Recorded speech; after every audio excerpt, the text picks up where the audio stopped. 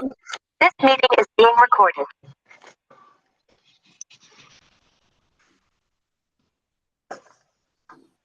Hello. Hello. Hi there.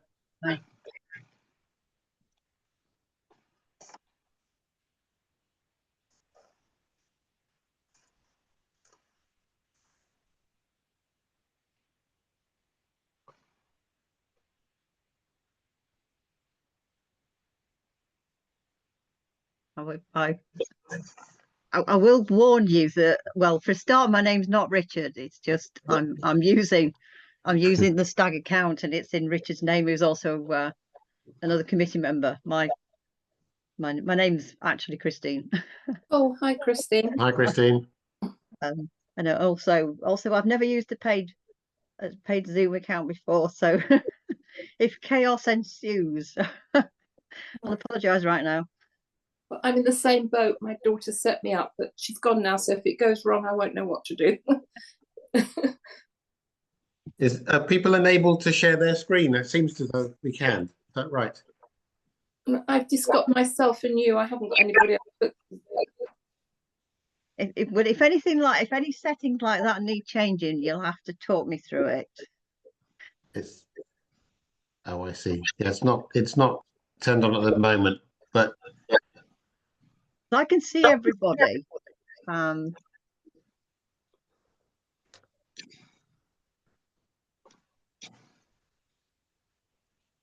I asked because I'm here with Jenny and Kit from Friends of St Matthew's Peace, and Ali, if that's you in the picture there. Hi, Ali. Said we could talk for 15 minutes about our situation, our recent success, but we've got some slides, so we were going to share the screen if we can. Okay, great. Well, Gio's just about to join. She's going to sort of co-chair with me, and so give everyone a few minutes to join. Great. But yeah, hopefully someone will know how to do that for you. I can only see one person at a time, but that's all right, as long as I can hear what you're saying. I think if you go in the top right, you can change the view so you can see more people. Yeah, right. I'm looking at my options, and it's got the option to hide people, so presumably that's not set. You might need to make Ben the host, perhaps. Don't know. Gio will know. She's in charge of IT. No, I can't. I haven't got anything in the right-hand corner, so it might just go up the chute. So maybe I ought to just keep going like I am, because I can hear what you're saying and see one person at a time, if that's all right. It should be the top right-hand corner, Susan. Yeah, I can see that, but there's nothing in the top right-hand corner. It's just a little green light. Nothing else. Should be on the top of the screen something that says view. Can you see something that says view? No, there's nothing there. Just a little green light. There is nothing. I'm so sorry. And she's gone, but can you actually see me? Yes. We can see you. I'm happy just seeing one at a time. As long as I can hear what you're saying, that's the most important thing. Is that all right? Because I might mess it up and got the shoot and I couldn't bear that. Oh, hang on, what's that? Where's got the picture of me? It's got a plus on one side and a minus on the other. No, I'm just going to leave it, if that's all right. That's fine. Okay. I like your poster at the back. Thank you. Well, right. How are you feeling, Christine, or Richard, should I say? I'm feeling, yeah, I don't know. Feeling a bit. Yeah, it's going around, isn't it? Yeah, I don't know what it is. Well, it's a chest infection of some sort. I've been coughing like a good one. Oh, that's terrible. My daughter's had it. She's 3 weeks with it. It's dreadful. Sorry, you've got. Don't say that. No, I'm very sorry you've got it. Well, I've made Ali and Ben co-hosts. So okay, so actually Kit is is the one with all the slides. So she's the one that needs to co-host rather than me, to be honest. So sorry, I should have said that. And I haven't got any slides, so there's no point making me be a co-host. Well, I might need help. Well, now I know I've got. Shall I make everyone co-host? Because I've got like 4 people now, and I feel like I want to be inclusive. All right. Let's just make everyone host. Yeah. Trouble is, if there's a fight, it'd be like that that infamous Zoom meeting where Oh yes. somebody just kept removing people. Well, maybe that's probably a good thing, and we'll go viral. I think you have gone viral, Ali. So we'll just wait a few more minutes till Gio's on, and then what we'll do, if anybody hasn't been at one of our meetings before and they've got a campaign they want to tell us about, or if anyone's got any news from their campaigns who are normally here and they want to tell us a few bits and bobs about what's going on, then they can do that. And then we'll go to Ben and Kit, and they want to tell us about their fabulous success story, which is always nice to hear. So yeah, if anyone wants to do an update, just maybe put your hand up or let me know, and I'll make sure. I John, would like, yes, please. Want to tell you about what's going on with me. Okay, great. Yeah, we'll just wait for Gio. Okay. I think she's making herself look beautiful or something. Oh, and Anne, yeah. Okay. Great. Fabulous.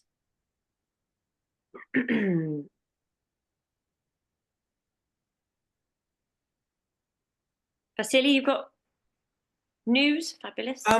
Yeah, it's only that we've just noticed a new group that's got a web page, and it's the Herefordshire Tree Forum. Yes. And I'm just wondering if, as we notice these groups, whether we should be encouraging them to kind of join in. Yeah, absolutely. I do. A few days before the meeting, I write to everybody that signed up, and do regularly mention that it would be lovely to have somebody from every group to all of our meetings, but I guess they can't always make it, or they don't fancy it. But So you'd heard of the Herefordshire people already, had you? no, they just signed up to the website, and then right, good. I order my husband to put them on the front page. Sorry, I'm in the IT department. But he's very obliging. Yeah, that's what I'd heard as well. Oh, you know him? No, you hear rumours, Yeah, quite. Yeah, I was just going to say we had a really nice visit from the Woodland Trust last weekend. Okay. We showed them round and a few of the campaign issues in Bristol. We showed them Castle Park, where there's a new office block which is got planning permission and is going to be felling a number of mature plane trees. Oh, really? There's also a road. Sorry? That's not the city centre development. That's a different one. No, that was the next one we went to, where we showed the plane trees that have escaped from their tree pit. Yeah. And we kind of feel that there must be a better solution than just felling them. But when they do fell them, of course, they're not going to replace them with nice big trees like plane trees. They're putting some poxy little sort of glorified bush in there, sort of thing. That apparently is not necessarily a done deal. But we're that's good. We're hoping Did Woodland Trust have an opinion on it?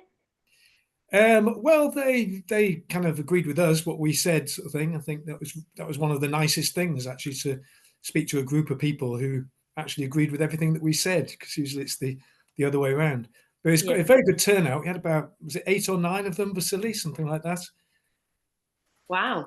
And then we went on to the SS Great Britain car park, which is kind of one that's in the pipeline, I guess, where they're going to be felling quite a few trees there, and then finished off at Baltic Wharf, where they've got planning permission to fell about 70 trees. Oh no. Oh, wow. What for? It's for a block of flats. Right. So it's what was the caravan park, which they're claiming is a brownfield site, and they've actually got some money from the Brownfield Land Release Fund. Have any of you heard of this lot? They give money to supplement the costs of remediation of brownfield issues on brownfield sites. Things like remedy any contamination or remove contamination, also removal of the permanent structure which is on there. But bearing in mind there isn't a permanent structure on this site, and there is no contamination. The fact that they've got £2.5 million kind of begs the question: what are they going to spend that money on? And when we ask them, they're actually using it just to supplement normal construction cost, which is kind of probably criminal, because the developer that's doing the developing is actually the council, and it was the council that made a statement to the Brownfield Land Release Fund saying that this was a brownfield site. So they've given a misleading statement in order to gain £2.5 million. But Wow. And that's from central government, is it, the fund? the fund is central government. It's administered through the local planning office association, I think. Wow. So yeah, that's something I'm kind of in the process of disputing, but I'm feeling a little bit bad because it may well finish up. The Bristol finish up with £2.5 million worth of less money, so I'll be the most hated person by Bristol City Council, I imagine. But yeah. Oh, well, it's not that bad. What, to be hated by Bristol City Council? Well, no, I'm quite used to it, actually. Just by councils. Can we speak to one? But... God, well, that's all depressing. Yeah. Have we got any good news for Silly? No, he's gone very quiet. We obviously haven't. No good news. Well, I don't know. I might have the BBC investigative team looking into my fight here, but whether that's going to do anything, I don't know. Hope so.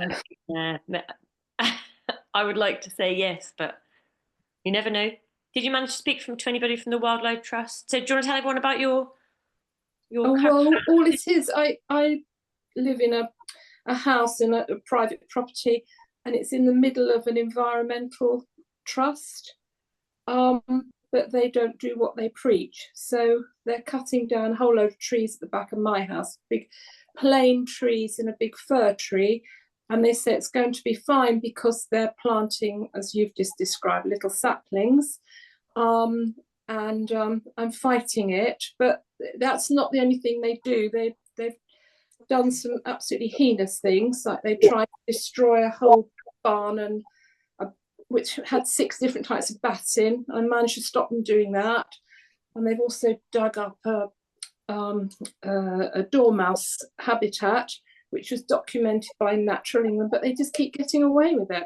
So I'm hoping that maybe these trees, maybe shaming them with these trees, they might actually, people might sit up and see what's going on. The funding isn't going where it's meant to go, really. Well, let's hope the BBC help. I don't know. Why do you say you're not that? You don't think? Have they not been very good? Oh no, sorry, no, I didn't mean to give the impression that the BBC weren't very good. I just, in my experience, just getting the press involved doesn't really do enough. You kind of have to figure out how to do the system. Really, I don't know that. I'm just all on my own here, just trying my best, just literally on my own, fighting it. Really, it's not easy. Absolutely. Anne, you've got something you'd like to add? I was just going to say that you may have heard it. It did make the BBC news that Coventry actually had a tree hug to try and save 26 trees where they want to cut them down to put in a cycleway. And they were trying to beat a record of the previous record for a tree hug was 703. They never dreamt they would do it, but they got 925 people there. Again, not sure that it will make the slightest bit of difference. The council are now saying that the ash trees have all got ash dye. They're not all ash trees. There's a real mixture along there. Some of them, really good big trees, not ash. The two ash that I was standing by definitely hadn't got ash dieback. But the council are basically saying that, the ash trees are going to die anyway. And so whether or not they'll win that, this is a cycle way. They've done the majority of it, and this last bit is taking it to the hospital. And we keep saying, who on earth is going to want to cycle? You can get to, if they finish it, you'll get to the hospital quicker on a bike than you will in an ambulance, because they've made the roads so narrow that the ambulances get stuck now. And nobody's using the cycleway. So there you go. But they've got the money to do it, you see, so they've got to do it. Absolutely. That's Can I my just bit. quickly, anyone who's not talking, would they mind just doing mute, because there's a lot of slightly irritating background noise. I don't know whether everyone can hear it, but a bit distracting. But thank you, Anne. That's great. I mean, hopefully. Our other campaign is not going well, and we won't talk about that, but that's also challenging a wildlife trust, as somebody has just mentioned. So anyway, we continue to fight. So I'll mute myself now. Thank you. I'm sorry, can't see a mute button. I've got no button. My daughter's gone, so I'm just being very quiet. But is it my dog that you can hear snoring in the background? If you put your mouse on your own face, it should say. I haven't got a mouse. This is just an iPad. There is no mouse. No. Does anybody have any? Sorry, there is no. It is literally just an iPad. That's all I've got. So is it my apparatus that's messing everything up? No, I wouldn't say it's messing up. It's just it's probably fine. The host should be able to mute people. Yeah, I can mute Susan. Oh, but then if she hasn't, yeah, you can't see anything like the ability to raise a hand. Then okay, Susan, if we mute you, and then you just you'll have to wave at us. Just wait. Okay. If you want to talk, wave frantically, and I'll turn you back on. Okay? Okay. Because we can see you. Yeah, that's fine, and I'll still be able to hear everybody else. Yeah. Yes. Oh yes. Right. I'm going to mute me now. Okay, super. Well, we had some good news last week in Plymouth for one of our local campaigns. We'd a few people and local residents and a green campaign have got together and sent a pre-app letter to the council, who had given a developer planning permission to build 5 houses on a little patch of grass, which is basically the last little bit of sort of green space they've got for quite a long way around. And also it would involve the felling of 5 trees, one of which was a category A oak. And similarly to what you're saying, Anne, the rest, 3 of them were ash, and they said, the original ARB report said, well, they haven't got ash dieback, but they will in the future. They'll definitely all die, which is sort of staggering, really, when you think that, they might be the ones that are resistant, and they're the ones we should keep on to. But anyway, the response from the council to the pre-app letter was that they've conceded on one of the grounds, and they've told the claimant not to worry about taking them to court because they're going to take themselves to court. So that's kind of a bit of a turn up for the books. And so we're just waiting on them to do that. And then unfortunately, it's not the end of it. They are going to send it back to the council to the committee or somewhere to have it predetermined. So I don't think they are going to give up that easily, unfortunately. So, but it means everyone gets Christmas off. John? Yeah, I was just going to say, with the ash dieback, Bristol Council, and I think many other councils have adopted the same policy, that if an area is known to have ash dieback and the trees are adjacent to a right of way, public right of way, they will preemptively fell them on the assumption that they will get ash dieback, and that may represent a danger to the public. But where it's away from a public right of way, I think they just let them do what they do and die and create additional habitats as a result of it. But yeah, I agree. I think bearing in mind, I think about 5% are supposed to be resistant to ash dieback. It's a shame that we may well be felling those 5%. But yeah, I think that's generally what the policy is from councils. Yeah, I mean, this wasn't, they're not doing it for safety reasons, but they obviously didn't take them into account. On the ARB, they actually got another ARB in later who said, "Oh no, they do have ash dieback," even though I don't, it was a few months apart. So it's interesting that one ARB said that none of them did, and then all of a sudden they all do when it's convenient. But Gio's here. I'm so sorry, I had a cat issue going on. So apologies. I won't tell you about it, it'll probably make you feel sick. But anyway, I'm here now, so it's fine. Well done. So I think you've missed, unless anyone else has got an update, you've missed. I think I was going to update actually, if that's okay. So just really, I'll try and be really, really quick. So don't worry. So with Network Rail, we've been trying to sort of challenge them on work that they've been doing. I know it's private land, so it's a whole different jurisdiction in a way. It's a whole different, well, it's kind of, private public land, trees. Anyway, so we've been trying to fight for basically since kind of March, April, for them to do a more kind of sensitive, nuanced, take a more sensitive approach to the woodland near our 2.5-mile stretch of land. So I was getting so despairing of the inadequacies of the interaction with Network Rail, who tend to send out generic kind of computer says no kind of responses. So we got so frustrated that we decided to contact John Varley, who wrote the original the recommendations from the government, from Department of Transport, to Network Rail, and made them actually write, which sort of forced them to write a nature plan and a biodiversity action plan back in 2018, I think 2017, and maybe earlier. Anyway, so we wrote to him because we were so pissed off with the whole process, and he weirdly immediately wrote back straight away on his mobile and seemed very friendly and said, "Oh, I'm really shocked to hear this. I feel like Network Rail is, I'm quite pleased with what they're doing, but actually to hear what's happening on the ground is really important." So he said he wanted to share. I wrote quite a big long document from 2 communities that one had suffered quite a lot of tree loss. So they just went in, did scorched earth kind of thing.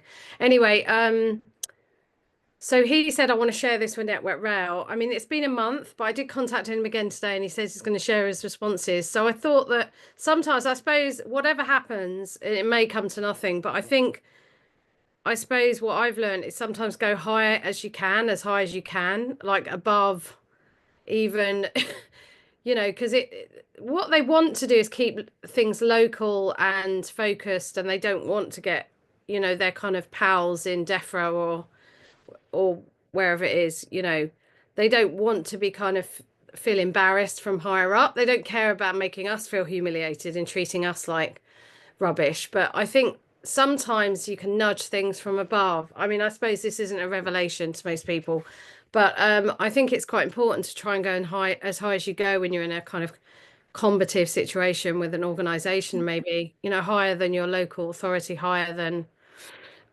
yeah. And then there's stuff I want to raise with the public duty to consult, but maybe I'll wait till Christine does her thing, and then yeah.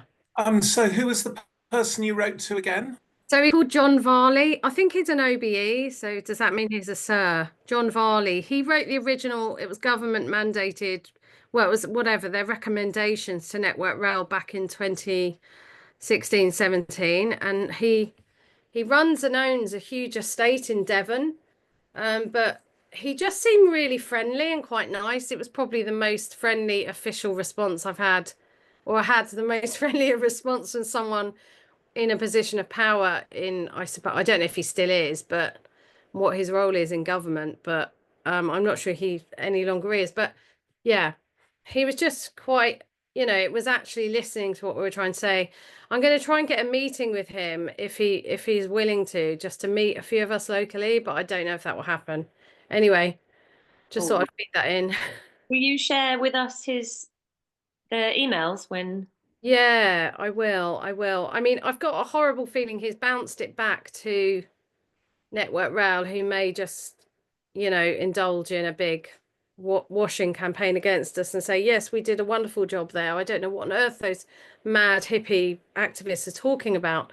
But I don't know. He just seems shocked because it's like, if you think about policy and rolling out policy, they're operating at this kind of higher level. Whether you think it's higher or not, they're operating at a level that's above all of us. But often they're not seeing what's happening on the ground with these policy recommendations. So I think it is quite good anyway Yeah. anyway. It's good to know that you've got a response and you might be able to get one Yeah, for I'm sure. hoping it'll be like a headmaster who'll go in and rap their knuckles and go, "What the hell has been going on in this school, boys?"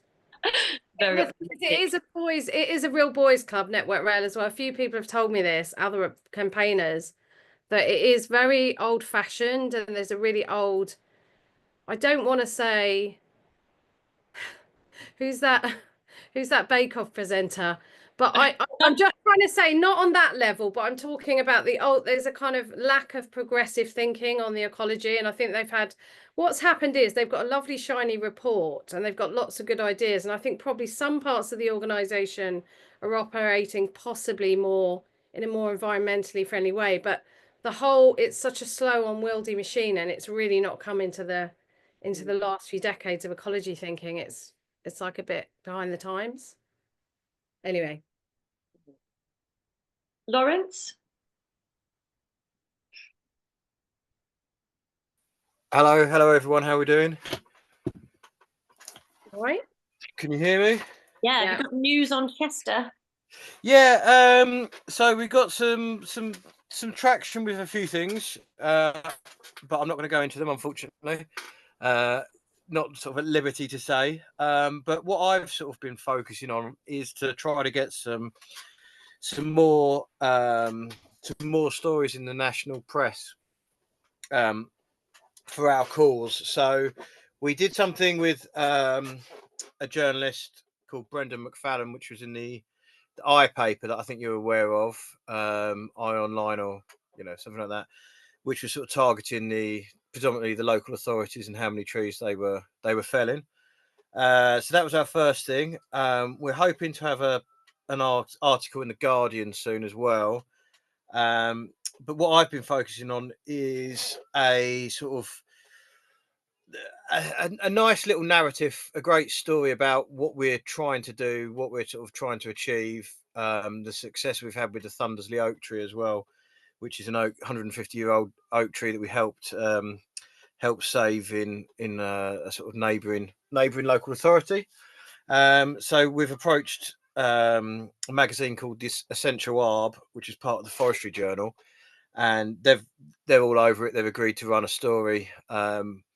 It's taken us quite some time to get like a kind of essentially what would be hopefully like a double page spread. So we've put to them the kind of story, the kind of feel of the whole project, and what we're trying to do, and how we're trying to also educate arborists, tree officers, and people like that.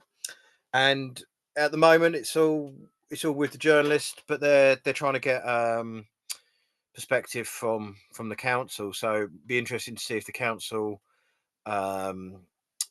respond or if they decline comment. But it's just another thing that we can then raise with the local authority or the Secretary of State or whoever, wherever it may be, that we can actually say it's in national press. It's just another sort of line entry. Great. So, And what did you say that was in, Lawrence? Essential Arb? Yeah, Essential Arb. So it's part of the Forestry Journal. I haven't got a copy here, but I'm actually in my cellar office, and I haven't been in here for months, so I'm trying to find stuff. But yeah, so that's what I've been working on. Well done.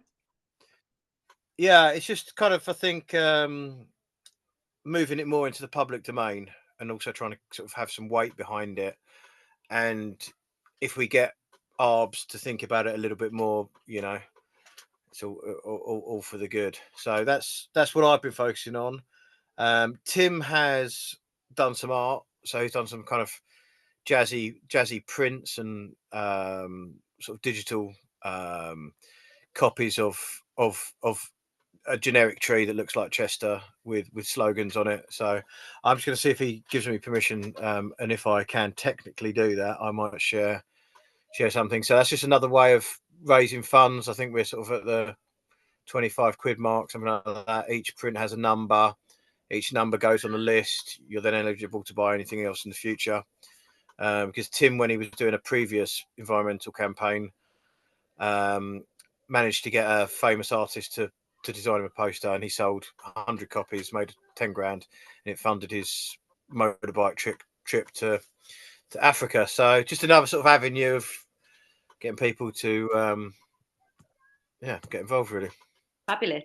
Well Can done. I ask a quick question? Because how much Yep. traction have you or Judy, who I know has been campaigning for Chester too, how much traction have you had with the architects who proudly announced that they had won their right to, or won the, the developers had won the So right listen, to, I've got to be honest. I haven't put much time into it. I've had so many Right. other commitments over the last couple of weeks. Katie has been sort of running with it. Right. So I'm not going to sort of go into that. I'm just going to try to focus on where I am.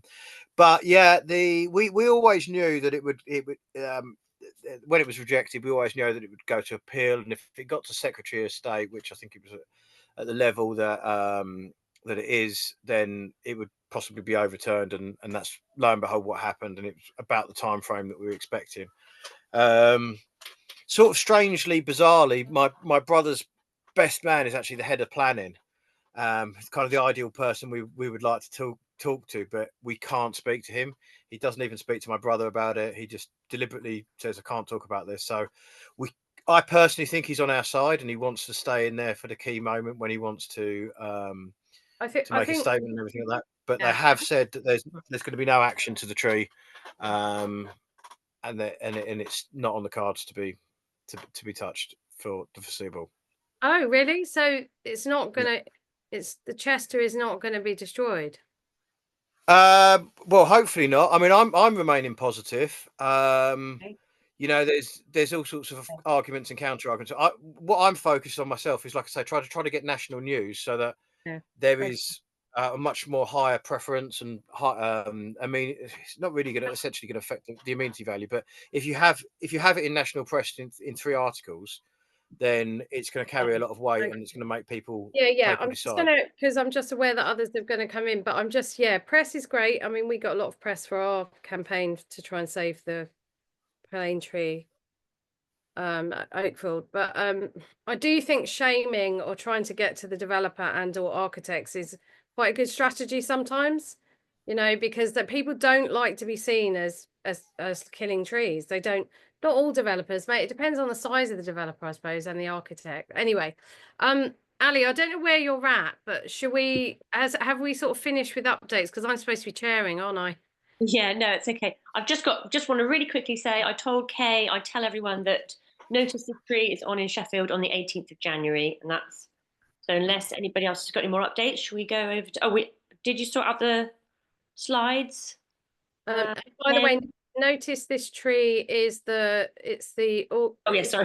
a really great group that basically they go to different cities. They've got the fantastic Happy Man Tree film that they're going to have the end point is a cinema in the town like Bristol, or they did it in Bristol and they've done it in London.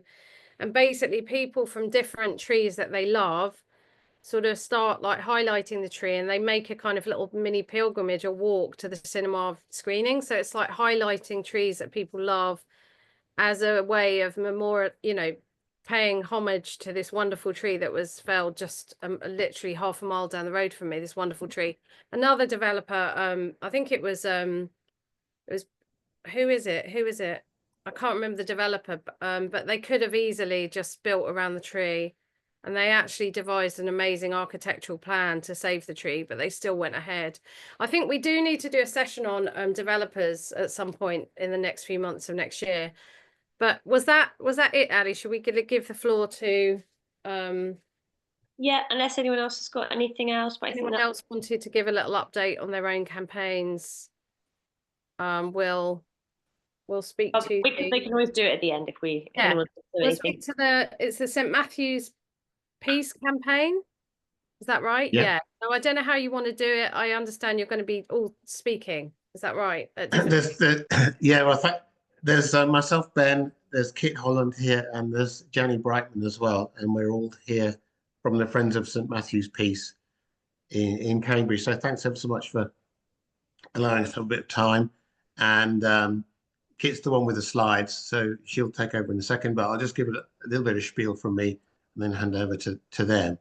I mean, the Friends of St Matthew's Peace is a community group that was set up a number of years ago, centered around a park called St Matthew's Peace, which is in the centre of Cambridge. It's a fairly small but vitally important park in the centre of the city. Kit's going to give some of the history behind the recent victory we achieved in saving a number of mature plane trees that were threatened by yet another planning application against them. Not the first. In the past 3 years, there's been, I think, 4 in total. And she can also go into some detail on the sort of history as well around that, which is not unrelated, of the gradual loss of public land in that area into private hands. Janny's here. She's going to talk about and show some slides of the completely vital, basically community action side of things, which is it's been crucial in the number of victories we've had over the recent years. And Kit has also got, we'll come in if we have time. She's got a lot of information about the issue, the crucial issue of trees and subsidence claims that are, unfortunately we know rather too much about. She knows a lot about that. So I'm going to hand over to you now, Kit, if that's all right. Yes, I will just, this is going to work. It's going to be fine. Give me a sec. That's not the right one. That's the one. Should be. Okay, we're not at the beginning. Go back to the beginning. You should all be seeing this now. Yep. Yeah? Yeah, that's lovely. Yeah. Grand. Okay, so my name's Kit Holland. I actually came on board with this campaign properly on board in the more recent past, but I'm just going to rattle through some of the history of this because St Matthew's Peace is quite a small green open space in Cambridge. It was originally sort of bought by the Cambridge City Council in the 1890s, and then they opened a park because they were concerned that the people of Petersfield didn't have enough green space back then. So it was, at the time, it was open for recreation forever. At the same time, in the 1890s, several plane trees were planted. They were planted, can you see my cursor moving? Just to check. Yep. Yep. So they were planted all the way down the side here. There are plane trees up here and then down here as well. And those plane trees are still there. They're over 100 years old. They're majestic, absolutely beautiful trees. In the 1960s, in 1965, when the Cambridge Commons was supposed to be registered, St Matthew's Peace didn't make it onto the maps, and we're still not really sure why.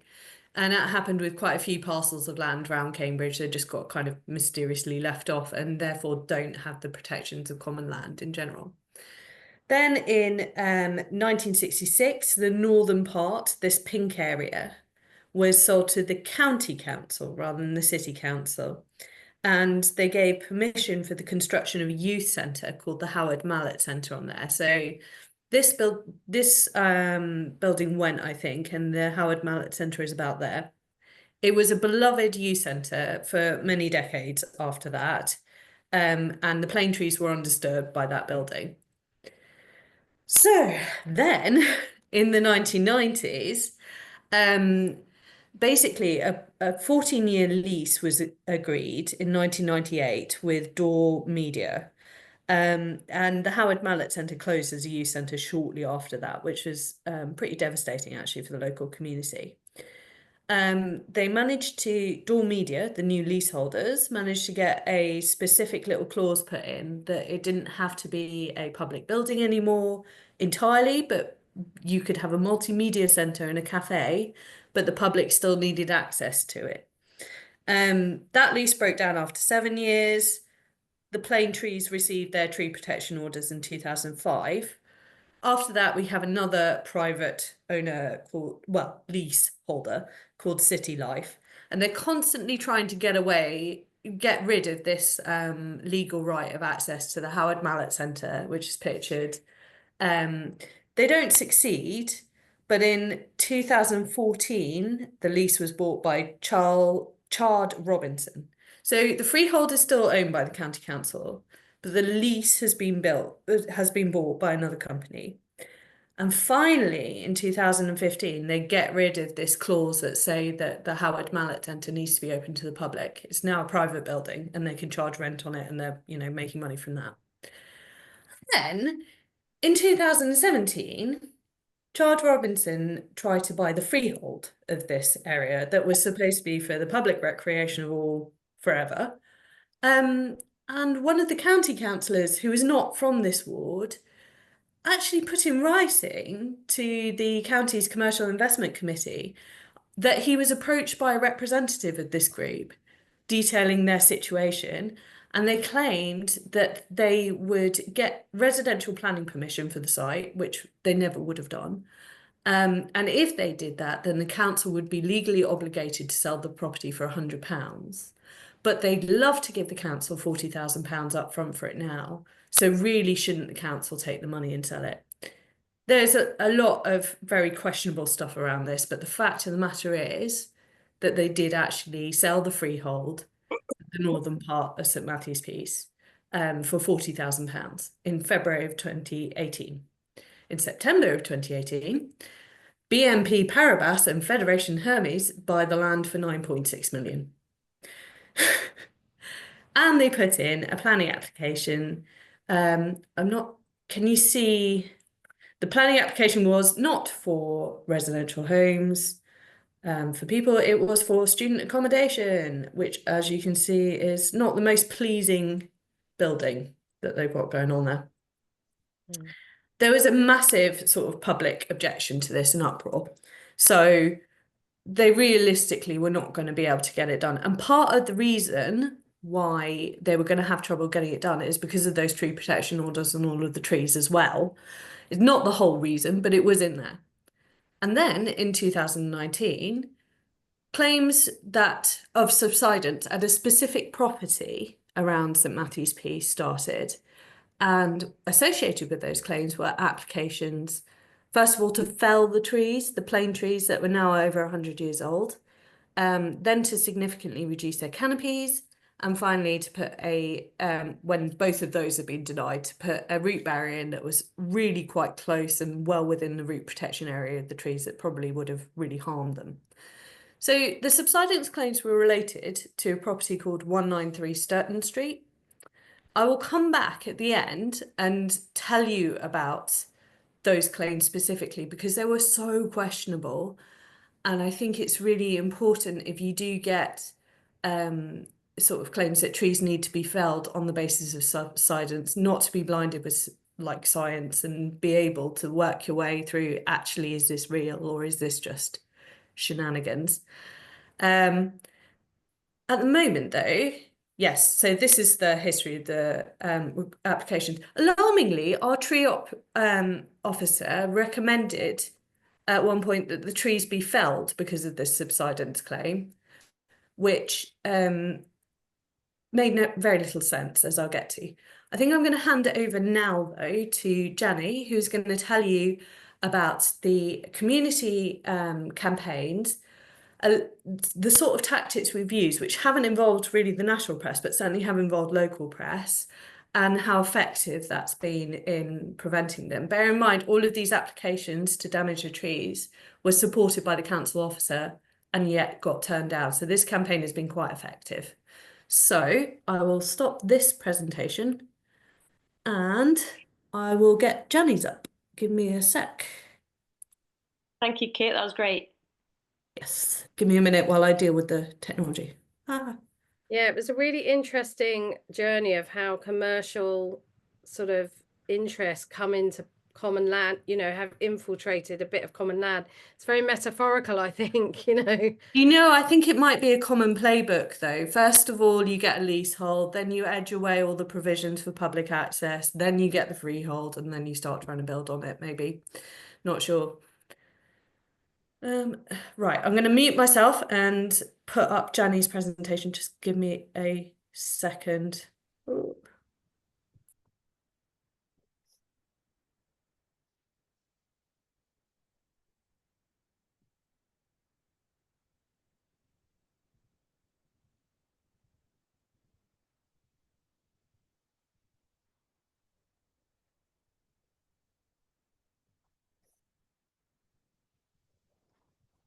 Yeah, over to you, Jenny. Where is she? I'm here.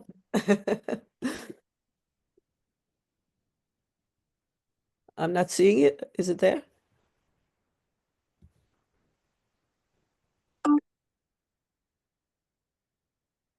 I can't see a new PowerPoint yet, new slides yet. But your existing ones are still up there. I don't know whether you want to close them down and then. Yeah, there you go. That's fine. Okay. So basically what I'm going to talk about is how we use the visual arts to attract a wider audience to the campaign to defend our trees. And we've been doing this for many, many years. And because it's all very well delving into planning law and going to meetings and being terribly frustrated by the way in which councils, on the one hand, pass rhetorical statements about trees and climate change, and on the other hand, are, continually doing damage to the environment. And this is another example of an insurance company actually, being the petitioner for the killing of these trees. So can I, yeah, right. Oh, hang on. Okay. Wait. Back. Back, retreat. Give me a sec. First poster. Yep. Should. Don't know. No. No. Sure why that's not coming up. Sorry, Jenny. Oh. No. Okay. Well, great. Anyway, annoying. Anyway, yes. Sorry, that page isn't showing. I can refer to the picture that Kit showed, which actually was created by an architect who actually created those views and showed the massing of the building and how it actually, was going to go and completely overwhelm the area, block out the light, and also have an implication for the trees. So in the first instance, the first fight we had around trees around the Roundabout Center was these two trees, because the massing of that new second story they were going to put on to the center was going to require an exit on the north side of the piece, and these two trees would have had to have been cut down. So I don't know, am I going to be able to make it run? The video playing, yeah. Yeah. So we went, you can see along the bottom, but we went along and we wrapped the trees, and whoops.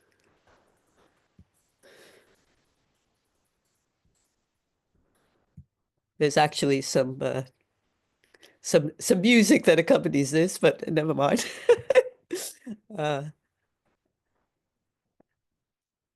It's a bit cranky. So we wrapped the trees, and we then subsequently hung from the trees all of the different planning applications, But you will see very shortly at the end here that we won. And that was, and the trees, those trees were protected. But, you know, it was a visual message to people. People would come along, you know, on their way to work, whatever, you know, going by, and it created a much wider audience and you know, cheered people up, you know, to see that, you know, there was this, it had an impact in terms of the feelings of the community. The area of Petersfield, in which this is our only park, we have the smallest amount of green space in this in all of the wards of Cambridge, and this has now been reduced to kind of half of the space as well, because of the sale of this the northern half of the piece. So that Annie, sorry, I was just gonna. There's a question coming from Vasily, one of our group. Do you want yeah. to ask a question? Yeah, I'm Bristol Tree Forum, and kind of I was wondering whether, you know, what an amazing campaign in Cambridge, and I was wondering if you were all aware of one of the earlier campaigns to save a load of plane trees in Alexandra Gardens in 2010, which was also successful. It was actually a much simpler campaign because it was, you know, clearly ridiculous to chop down a load of trees just because someone's badly built extension had cracks. I So, have some things to tell you. I know some things about Alexandra Gardens that I will get if you would like. Perhaps they're relevant to the subsidence bits later on, actually, because that was the entirety of the sort of campaign to get rid of those trees was subsidence claims, basically. Would that help if we It covered might be better for us if we could get through our presentation before uh, taking questions, if that's oh, okay. I'm really sorry. I thought you'd finished. No, there's a bit more, I'm afraid. Okay, no worries. That was my fault as a chair. Okay, questions at the end. We can carry on, Vasily, with that in a little bit. Thank you. Okay, just carry on. Yeah. All right, so we need the next slide, I believe. Uh, the, right, and the next. Okay, so this was then and this is in 2020. So this is not the latest issue, but this was the first time when these trees were threatened.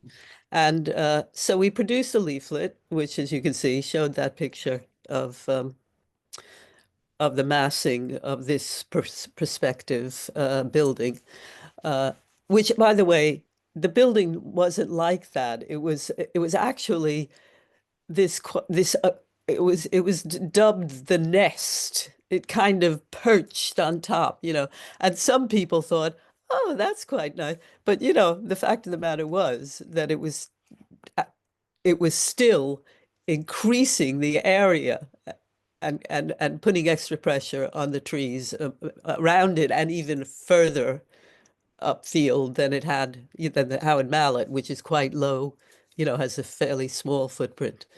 So we produced that, and then this was the leaflet, and the back of the leaflet gave all the details, information about how to oppose it. Well, in this, so, but along the same line of argument, you know, that we've been working on, in December, we did this projection, which we'll just click through basically, to make it easier for people to become aware, to realize what was going on and what they should do about it.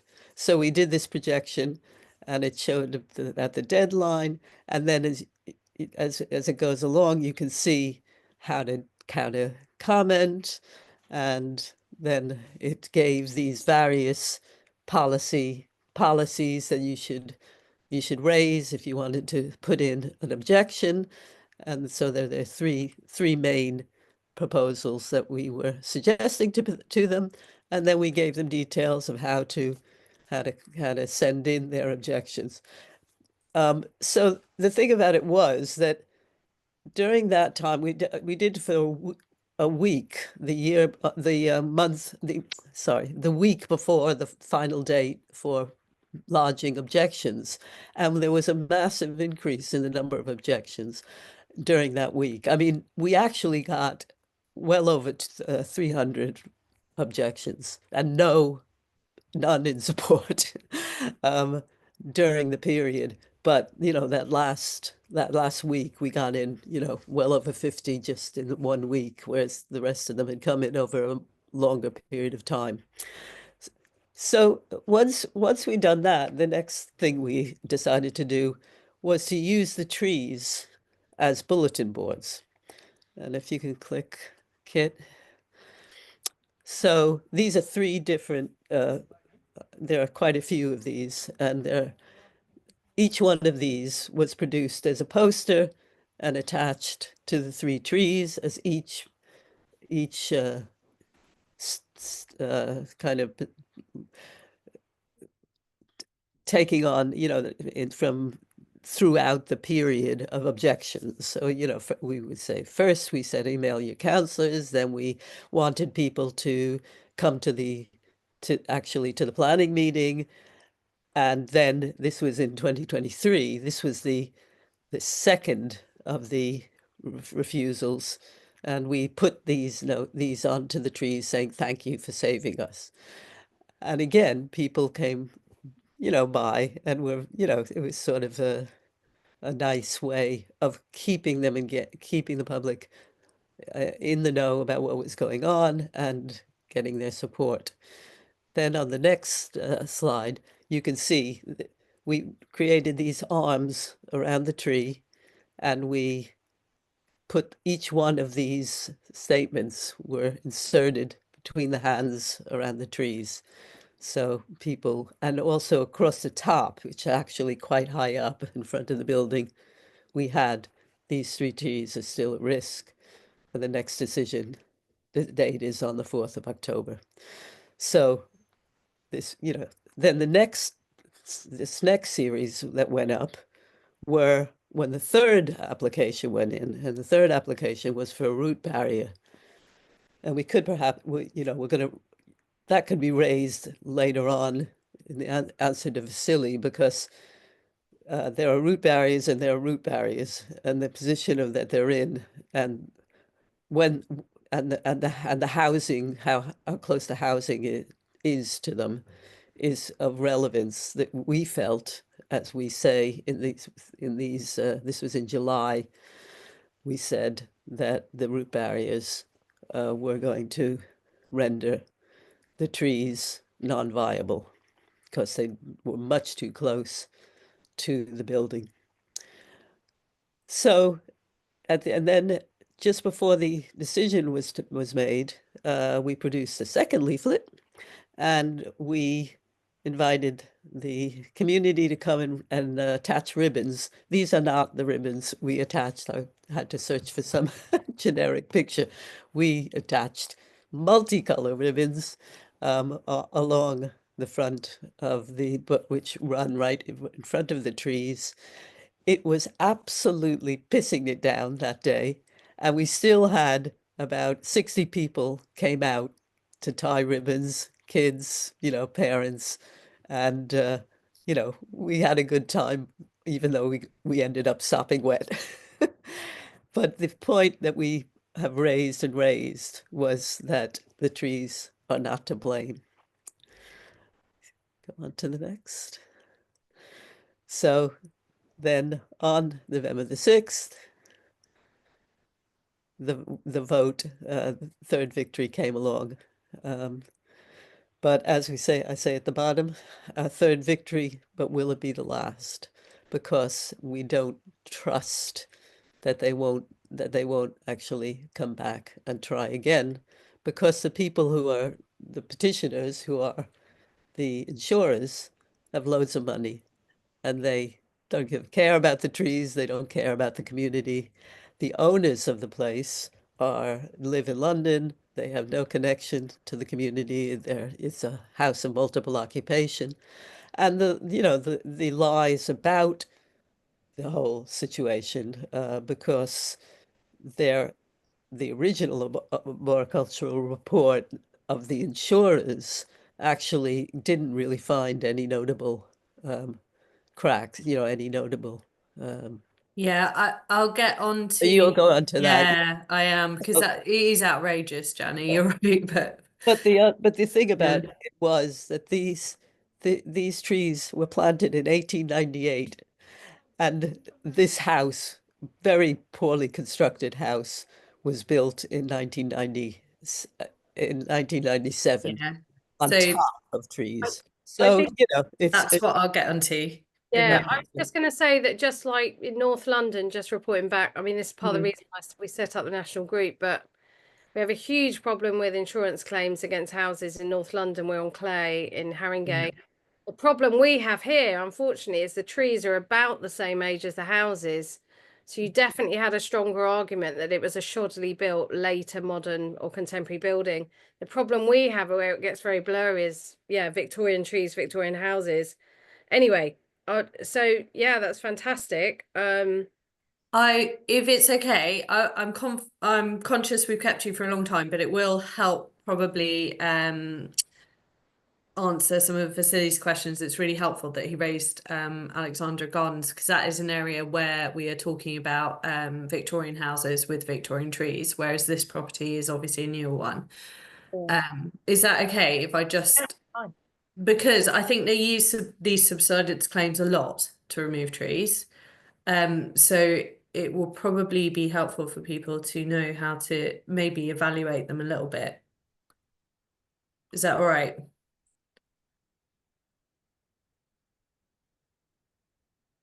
Yeah. I have been sharing. Okay, give me a tick. Sorry, I know that we've kept you for a while. No, honestly, it's fine. Yeah. It's an interesting thing to hear. Yeah. So as I say, we've had the initial request was to reduce the crowns of the trees. Then our arboricultural officer basically supported an application to remove the trees altogether, and that was turned down as well. And the most recent one has been about a root barrier, which is what they have done ultimately in Alexandra Gardens.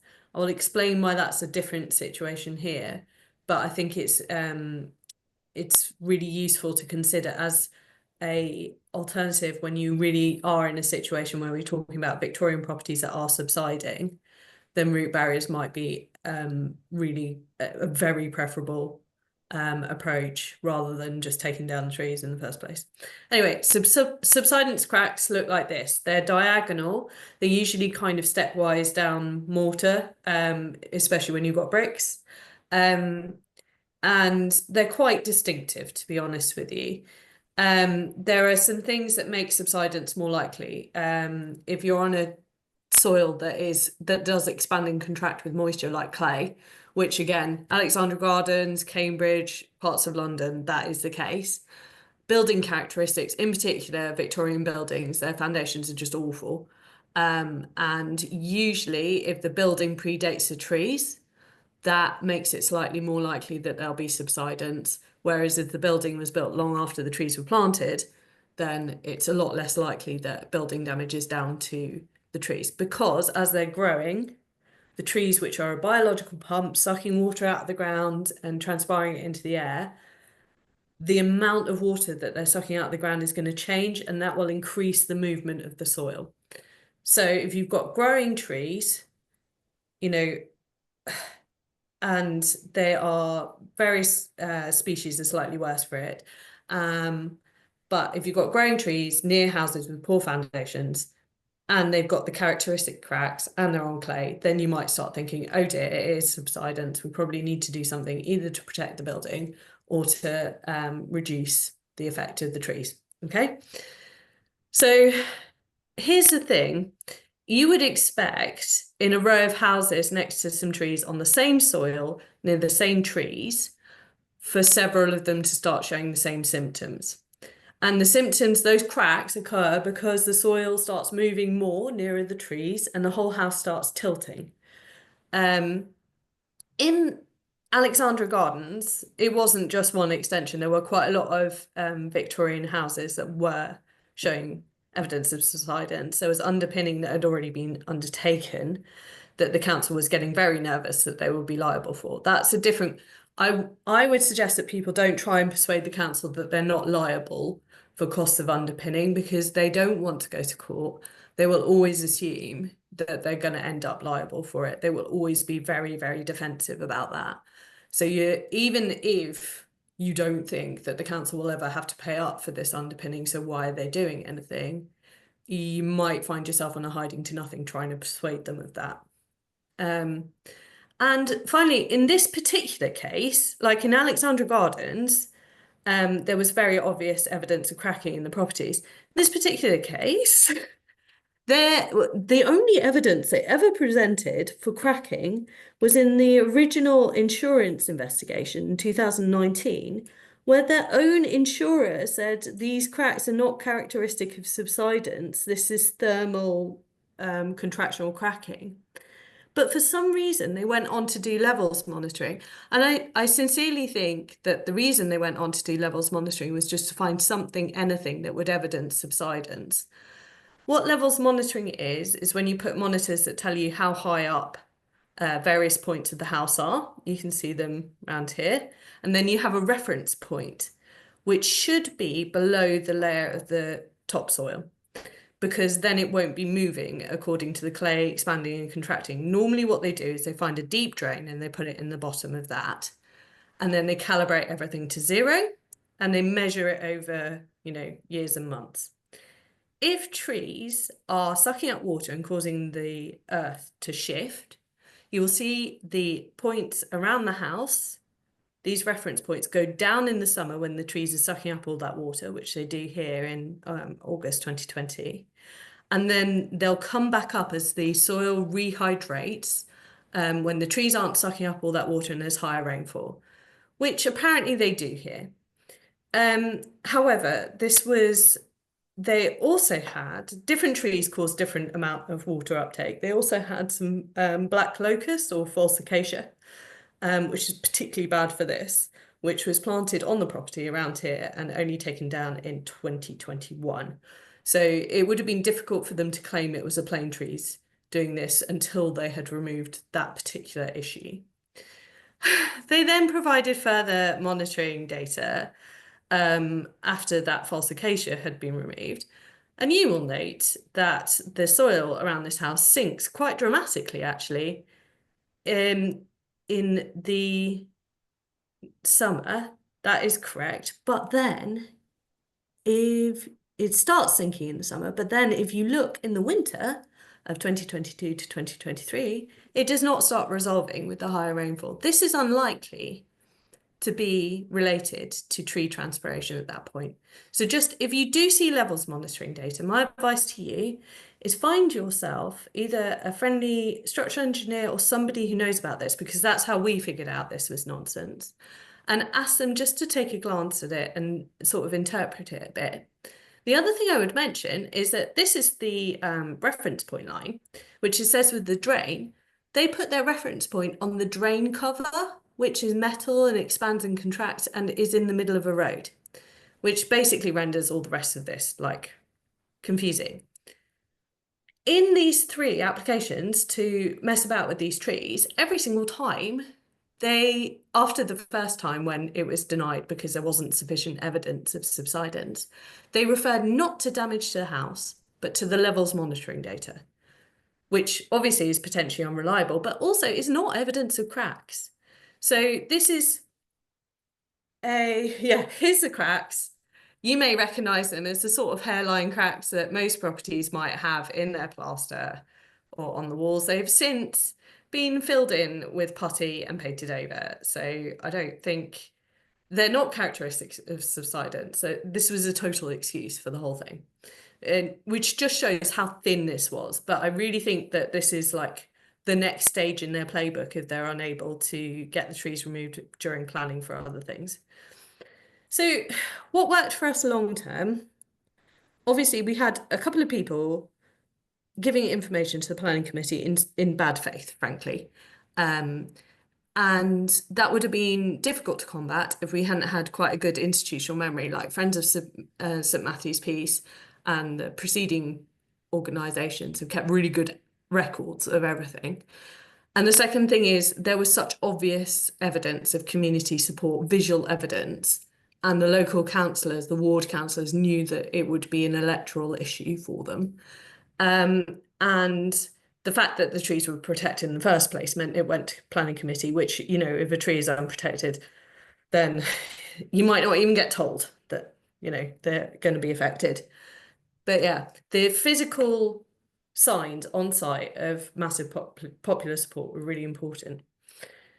So yes, they did do a borehole to identify roots of the plane tree. They found both that and the false acacia. Quite small roots, but you know, it's the small roots that take up most of the moisture. So we have never proven that the property was linked with the developer, but it is very odd because there is simply no reason for this property, which is an investment property, for the owner of that to want to initiate a subsidence claim when there's not actually any damage that wants paying for or remediating. So we can't help but think that it must be part of the wider picture, frankly. I know it sounds conspiratorial, but there honestly is no... what did the residents say? Sorry, I'm just looking at questions in the chat. The residents, so they changed quite a bit. Student town. It's a house of multiple occupancy.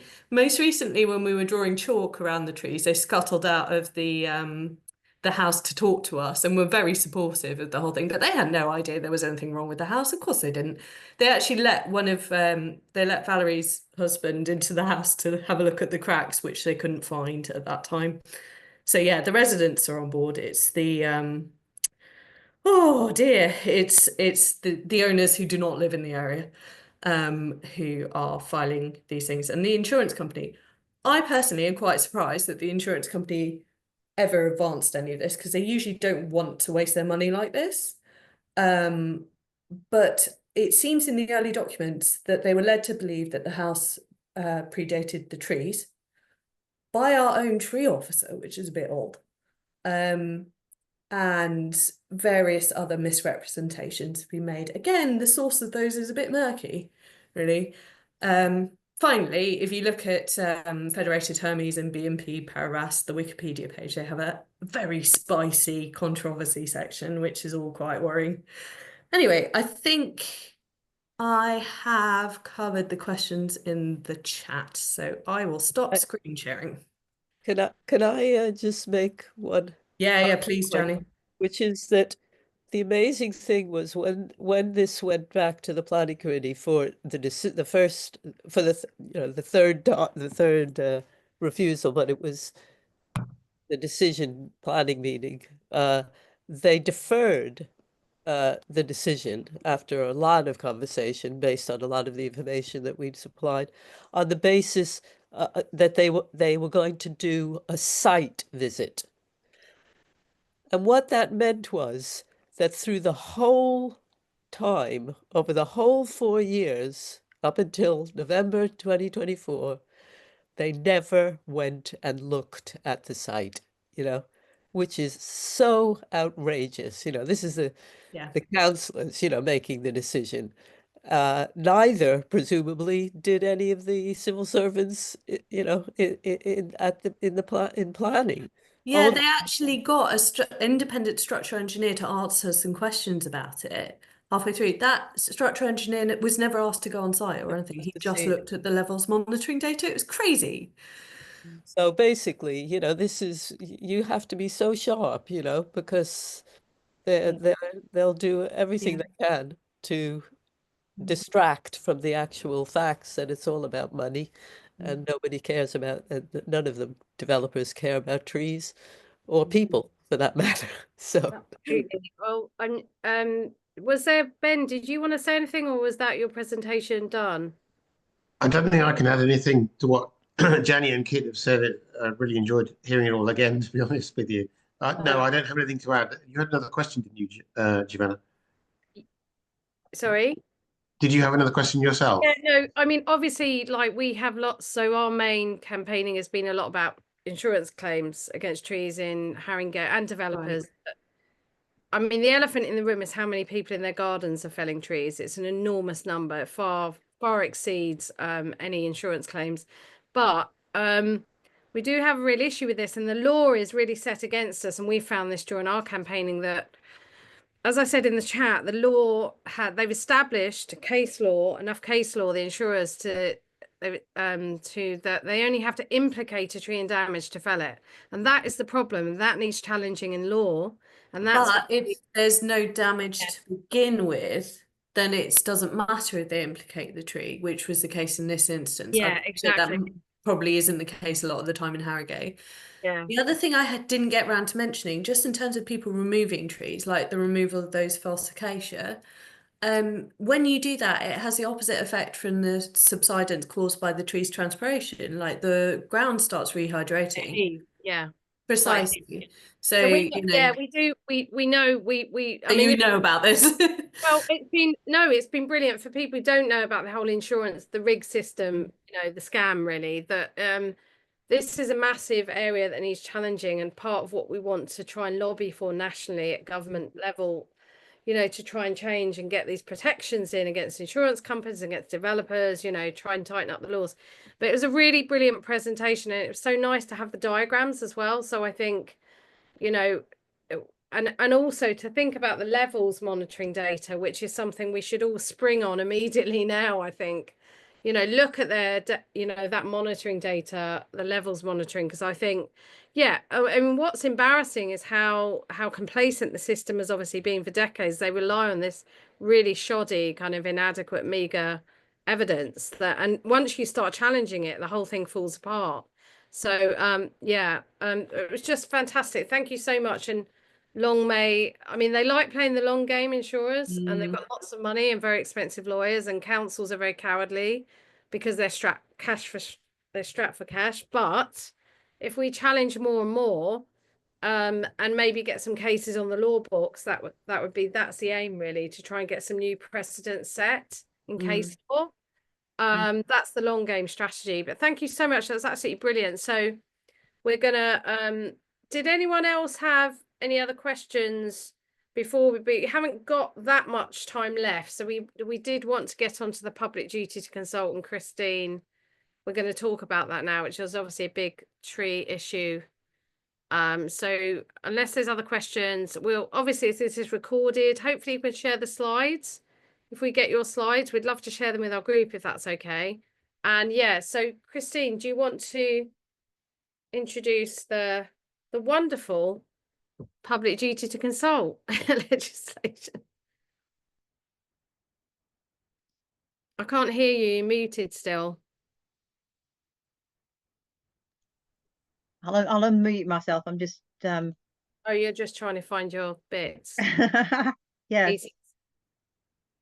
But I think wrapping trees is also fantastic. I love the artistic way you wrap the trees. I thought it's fabulous. It does really bring people in to your campaign. We did the same. We decorated our tree, and it really does invite people to come and find out what's going on. So the same as well. I think some of it's still on there. It doesn't look very good. It's been there for about 2 years now, but it's still there. yeah, just to say, Paul Powson is actually in our group. He's not here tonight because I didn't send him his little nudge, but he does normally come along. So yeah, we're kind of involved. Paul's in our group. So, and we've also got another wonderful lawyer called Alice Goodenough. Is that her surname? Goodenough, yeah. She's certainly good enough. Certainly is. Brilliant enough. And so we have a few legal people in our group as well. So Christine, how are you doing? Think I might have worked it out. Okay. Yeah, looks good. You can see it, right? Yeah. All I have to do is work out how to. Is it slideshows? Slide. Few slides, is it? Thank you. Yeah. Awesome. Well, what I've done basically is I've taken the guidance and thrown it into a load of slides, and then removed a few of the words, so it might be a bit wordy, but it should at least be relatively accurate. So what is it? It's a bit confusing. Section 115 of the Environment Act 2021 inserts clause 96A into the Highways Act for 1980, which, as it says that a local highway authority in England, only England, must consult members of the public before felling a tree on an urban road. Now, although the Act went live, this part of it didn't go live until they produced some guidance. The Forestry Commission produced some guidance to make it more clear how exemptions worked. And so this part of it actually went live in November 2023. The guidance technically ought to be published on the DEFRA website, but it isn't. So I've dropped a link of one of the places where you can find it, where you will find that a lot of it looks an awful lot like these slides. So what's an urban road? Now, an urban road, as it says, is a highway other than a trunk or classified road, which is restricted for the purposes of Section 81 of the Road Traffic Regulation Act, which is 30 miles an hour, includes a 40-mile-an-hour road, or is otherwise a street in an urban area.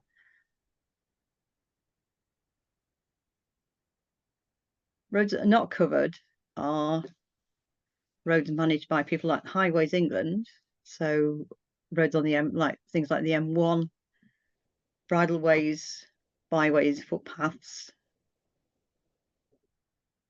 Also, actually, although this may be on another slide, if it's on housing land, it's managed by the council, but it's not classed as a highway tree.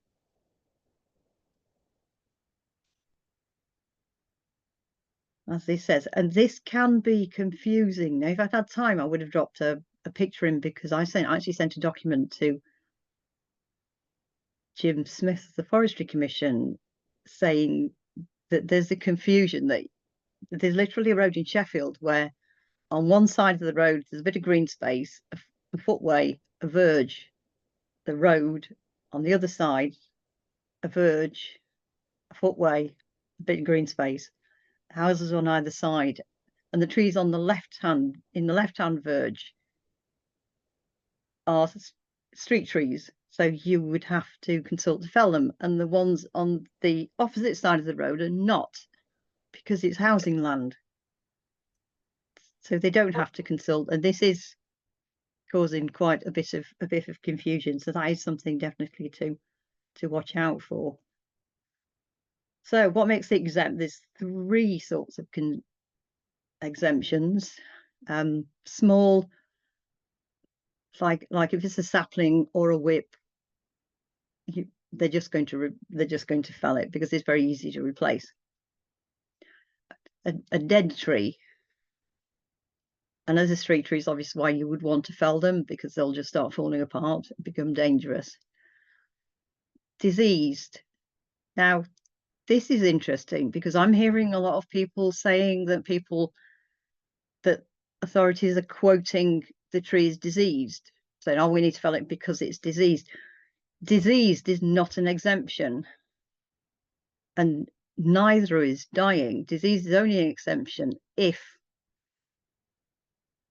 there's what's called a statutory plant health notice that's been given out by the Forestry Commission, and that's things like larch disease, Phytophthora ramorum, where they'll just call for an enormous area to be felled to prevent the spread of that disease. Unless there's one of those in force, an authority can't say, oh, it's diseased, we need to fell it. It's got ash dieback, so it will die in 20 years' time. This isn't an exemption. Now, dangerous structural integrity, broken branches, this is where disease can come in, because if you've got a disease that is dangerous to the roots, or fungus like Meripolis or Kretschmaria, which targets the roots, and they can say this will make the tree dangerous. but they do need to prove it. Now, this and the next slide are ones I don't know a lot about.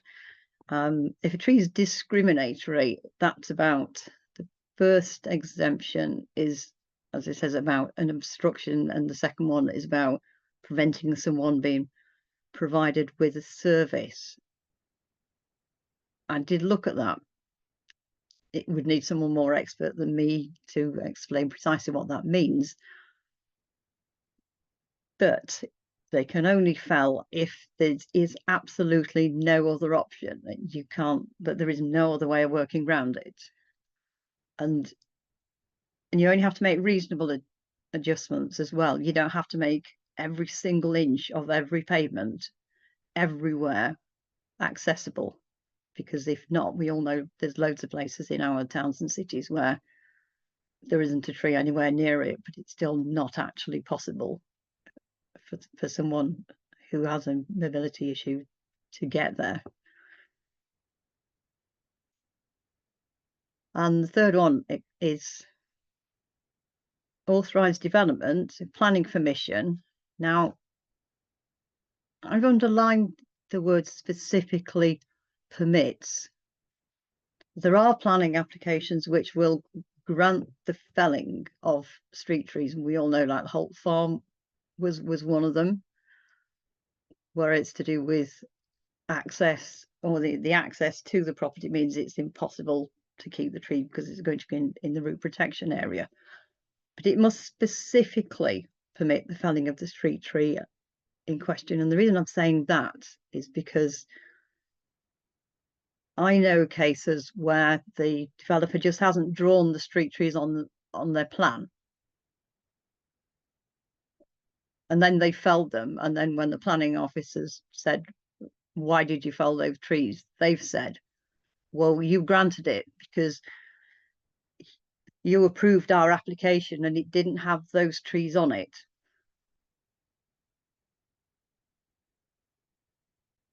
So that's important, because you can't just miss a street tree off and then fell it because they haven't specifically said that they wanted to. And subject to other exemptions, they say statutory undertaker is a utility company or contractor. So if it's impossible for them to provide their services without felling the tree, then they can fell it. And we've had a case in Sheffield where the tree had crushed a sewer pipe, and then they said, well, we can't replace it with the tree being there, so we have to fell it. I'm looking for moving on. Okay. Tree is not exempt if it's causing damage like subsidence to private property or damaging the carriageway, but not an immediate danger, even if there is a risk of compensation and liability. And as it says, this includes proposals to remove trees under the Equality Act. So if it's causing subsidence, they have to consult. And it also covers where they're saying we can't repair the footway without felling the tree. They have to consult. Bit wordy, this one. Point about this is they can't just say we have to fell, full stop, that's the end of it. They have to explain why. They have to have enough evidence.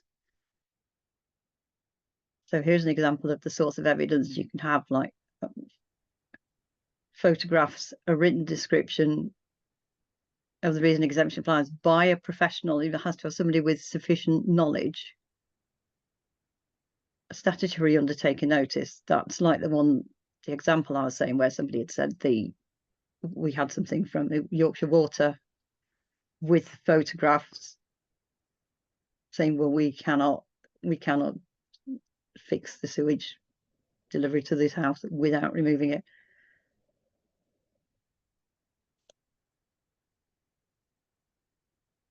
This is just about the source of evidence. The reason I put a lot of text in is so that when people look at the the recording or get the presentation, there's a lot of information there.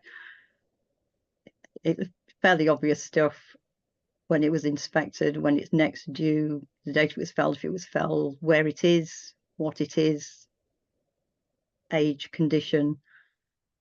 They have to hold this information, otherwise they can't prove that the exemption was justified.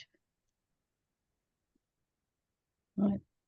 So if it isn't exempt, what they have to do is place a notice on the tree or trees, and also on the website in a, as it says in a suitable location. So it can't be hidden, it must be somewhere it'd be reasonable to find it, and also available at the office.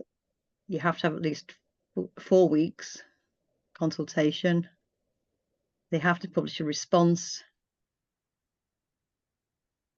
As it says, as soon as reasonably possible after the close. But there's got to be 4 weeks before they actually fell the tree, if they agree to fell. Got to make lots of different ways available for people to respond to a consultation, because not everyone's got smartphones or laptops, and they should explain to people how to respond. So you can consult on one tree, or if it's a group of trees, you can consult on all of them, because obviously would be a bit weird to consult individually on one. It makes more sense for a whole street, but you'd still put a notice on every individual tree.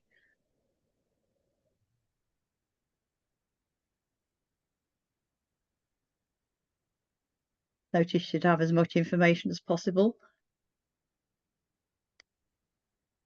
Where the tree is, how many trees it's applied to, why they want to fell them,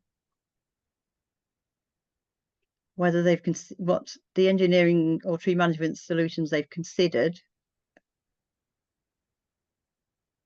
and rejected, and how you can respond.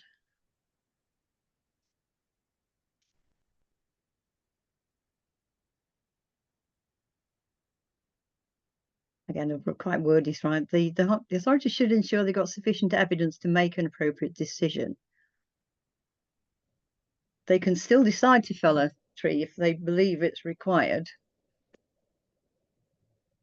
And a slight worry is that because of the cost of retaining the tree could be disproportionate, and that's where it comes in, that it's a tree is implicated in subsidence, and you consult and everybody says don't fell it, and then they say, well, we can't afford to underpin it, so we're going to fell it anyway. They should always consider engineering and management solutions.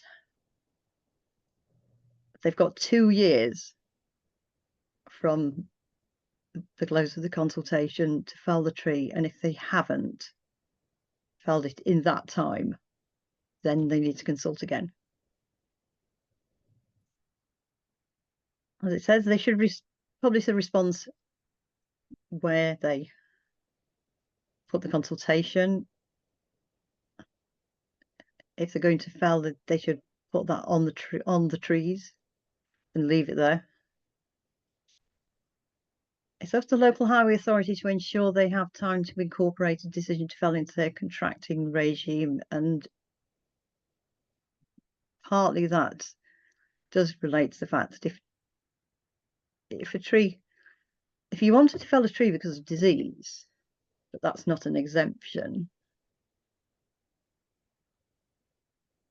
and you're saying that it may become dangerous in future, but it's not dangerous enough to qualify to be dangerous now, there has to be enough time for there to be a consultation process. If that makes sense. It's if they haven't got time to run a consultation before something bad might happen, they can't run one.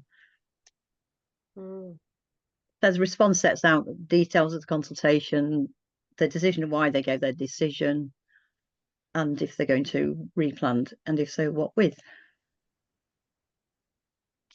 If you disagree with the felling, the first recourse is is their existing complaints process.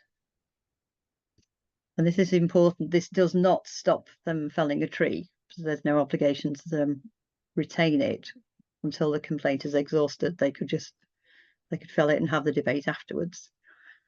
If you're completely dissatisfied at the end of that, then your recourse is to go to the local government ombudsman if you think that they haven't followed the process correctly. And that's it. Thank you so much, Christine. It's a really complicated. I don't know if you can want to take your slides down, stop sharing them. Yeah. It's really interesting to look. It's really complicated, and I've read them a few times now, and I'm still slightly confused. But I just feel like what I'm worried about from our tree department's point of view in Haringey, I'm really worried that it's a hell of a lot more work for them with no more resources. They don't have any more money to do this properly, and they're not a strong department anyway. There are lots of things I could say about our department, our tree department, but my concern, it's a hunch. It's very difficult to prove, but because I've noticed lots and lots more trees are saying, yeah, we'll definitely share the slides of everyone tonight. I'm worried that they're because they now have to consult with insurance claims. But by the way, we have about two to 400 live claims on trees in Haringey. We have 33, at least 33 in just 2 roads in our area, maybe more now. Any point, some of those could be live.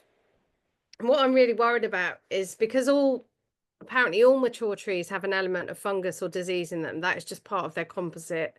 And I'm going to try and get a fungal expert. He's written a PhD on fungus and trees to come and talk to us from the Woodland Trust. I can't remember his name. I met him at an event a few weeks ago, but they're now saying a lot. And I'm not saying that no tree could fail ever. That's not, because that's the kind of argument they make. They say, oh, you just don't want to chop down any trees ever. But what they're doing is they're saying that trees have a fungal bracket like Ganoderma, but they misidentified one recently.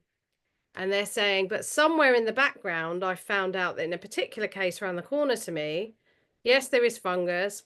I haven't had the risk assessments. There are different opinions on how safe or unsafe the tree is, but there is a claim on the tree as well. And I found that out by pestering them quite a few times. So I'm worried about in the background of this case, there is an insurance claim and they're using the element of disease or fungus or whatever as a justification so they don't have to consult, so they don't have to go through that process. And so they we're seeing Ganoderma is being used a lot to justify felling trees in our area. Yeah. And sometimes they use a photograph of a tree that's fallen over on a car to scare residents. They've been doing that as well. So I'm really concerned that this is a tactic that they're going to use because they simply can't consult on every tree that has a claim on it. Yeah. I have a. Oh, Oh, sorry, Christine. Kit and Christine. I think Kit had a hand up. Sorry, first. Yeah, you can go first if you want. Just about Ganoderma, like it's pretty common, especially in elderly plane trees. It's kind of what they live with it. It's fine. You can tell if it's starting to affect the stability of the tree because you know that you might already know this, but you know that kind of beautiful bark that plane trees have. If it goes smooth on one side, that's because the cambium is proliferating on that side to compensate for the weakness on the other side from the Ganoderma. But do the arboriculturalists in the area not have anything to say about it? Because they should be able to make an assessment whether the tree can be propped up or like all of that stuff, or do they just not get asked? I haven't, our tree officers, they've done their own report and that's what they've decided. I haven't yet got an independent. I mean, Jeff's been to see the tree and he concurred, and that's fine, or had an opinion. But I wanted to get an arboriculturalist to come and have a look at it as well. The problem is you have to look inside a tree to determine the extent of with a pickus. I think you can make some. It would be interesting to ask an independent arboriculturist because I know certainly one of our tree officers here who I've spoken to specifically about this certainly was of the opinion that you could make an assessment without looking at the inside of the tree as to stability and what measures could be taken to protect it.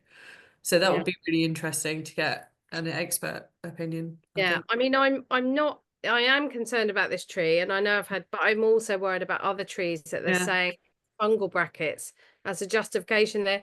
Like you said, wowing you with kind of science. If you don't know about Ganoderma and fungal brackets, you might go, oh, that sounds a bit, that could be dangerous. Oh dear, you know. Yeah, Christine, do you want to come in?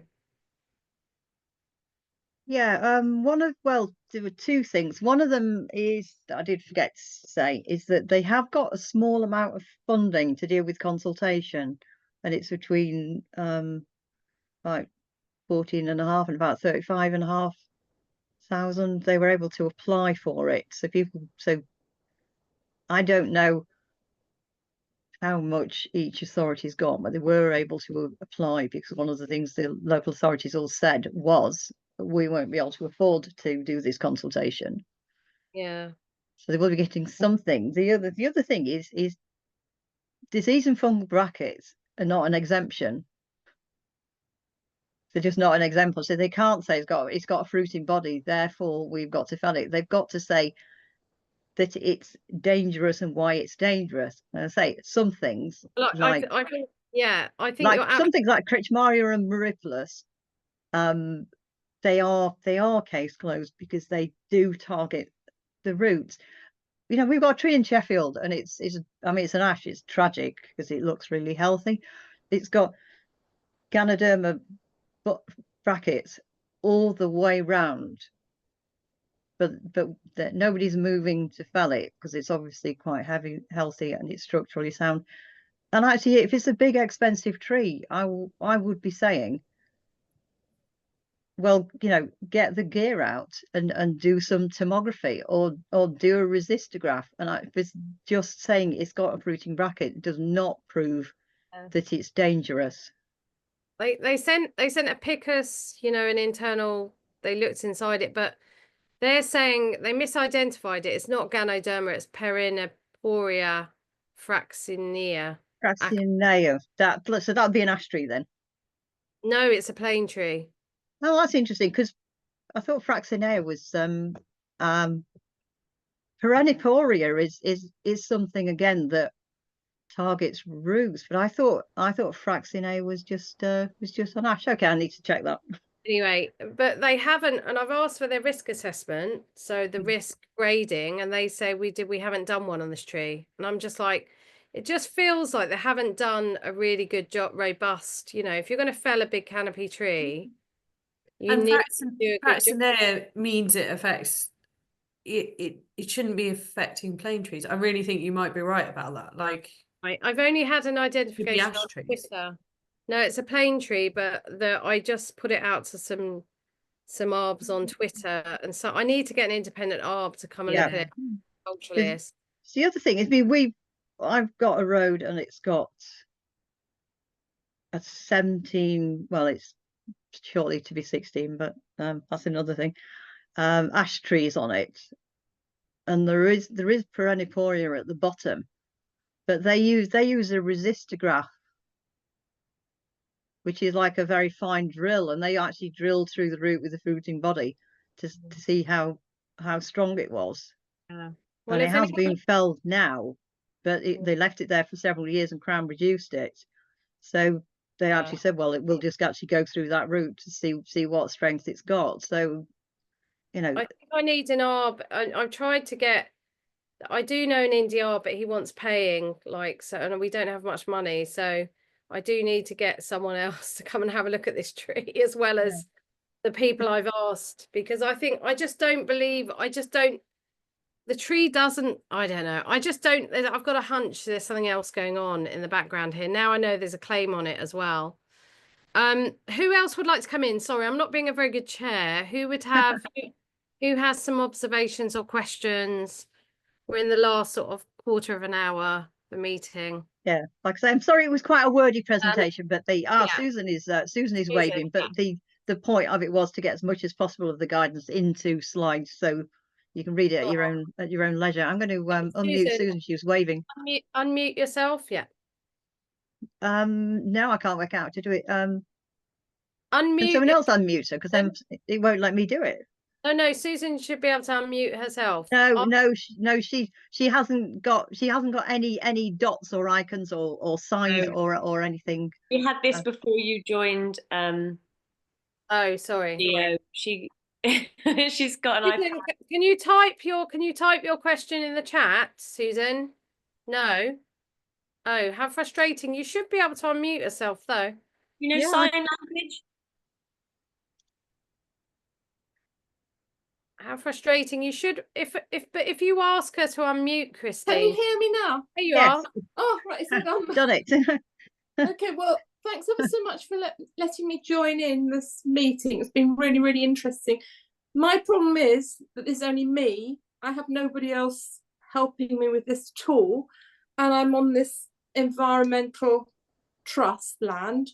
And I think really the only thing, what I'm trying to do is what Geo told me some months ago to try and do, is to shame them into stopping doing what they're doing, which is felling these huge, lovely trees.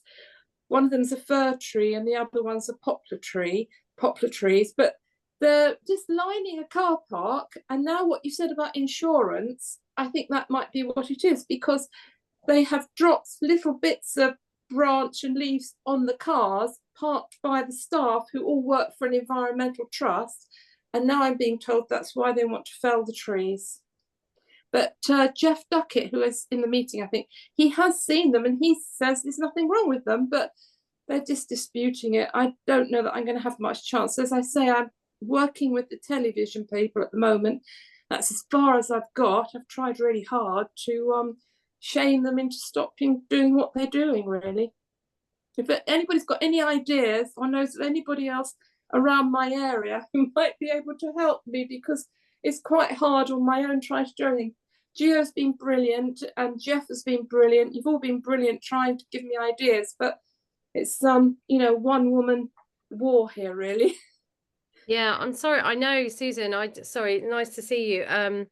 Yeah, I'm not sure. There may be if there are no buildings near the car park, No unlike buildings. unless they're arguing the trees are breaking up the very beautiful car park ground. No, it's only ground. It's nothing. It's a big, huge. On one side of the trees is a massive ravine, really, more than it, which goes right down to the River Axe. And on the other side, it's just soil and a bit of where the cars park. It's nothing there at all.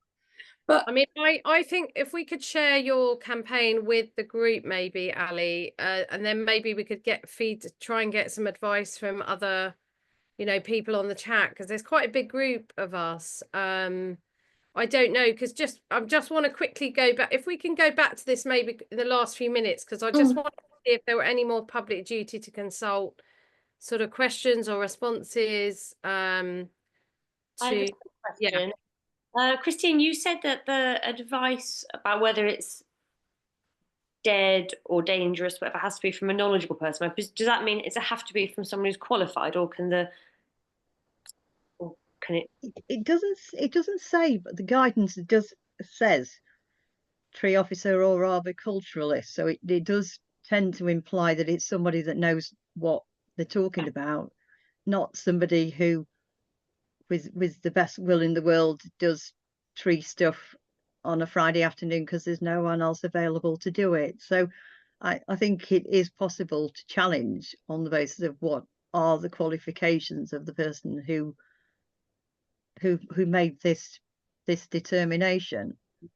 Cool, thank you. And also, also, we had a kind of a bizarre thing in Sheffield, where somebody from the council went and decided a tree was imminently dangerous, and the people with qualifications were saying, no, it needs felling, but it is not dangerous. But rather than back down, it ended up with the council put barriers around it. They couldn't fell it because there was a nesting bird, but they had barriers around it. They had everything short of signs saying danger, risk of death, and little somebody watching it till the second this pigeon flew away, so they could fell it rather than admit that actually the person who thought it was dangerous knew a lot less than the people who were actually doing the job. Yeah, that's depressing. I also have another question. What I know we talked about like damage to the pavement and risk of it becoming dangerous in the future. What other reasons do they normally decide, you know, if it's not part of a planning application, or would, I mean, I'm just trying to work out why they would want to cut down a tree if it wasn't dangerous. Does that make sense? Has anybody actually had to deal with one of these duties to consult? Do they actually do it? Has anyone ever seen one? There are a few. Now, Vasily's got his hand up. I've seen a Yeah. few on other people's website. Over to you, Vasily. Yeah, we've just got our first one, and I popped the link in the chat, and um, it's not actually a consultation. They're basically saying we're going to remove a load of trees in the centre of town, and now we want to consult with you about it. So, so that it's actually a predetermined decision to remove them, and I suspect most duties to consult will actually be worded in that way. They're following the sort of letter of the law, if you like, but it's not a genuine consultation because they're not presenting a number of different options.